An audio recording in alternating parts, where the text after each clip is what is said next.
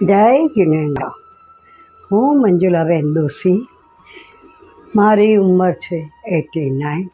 હું અભિમાન નથી કરતી, પણ મારો અનુભવ આપ સૌને આપવા માગું છું કે મારા શરીરમાં એક પણ દર્દનો પ્રવેશ થવા દીધો નથી।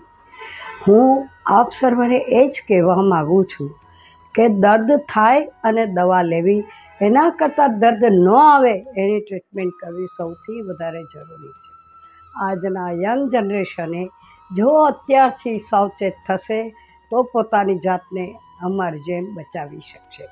આજે હું તમને એક પ્રયોગ બતાવું છું, જે તમારા શરીરની અંદર નાભીમાં ડૂંટીની અંદર સિર્ફ 4 ટીપા ખોપરેલના નાખો, પગના દુખાવાને રાહત થશે।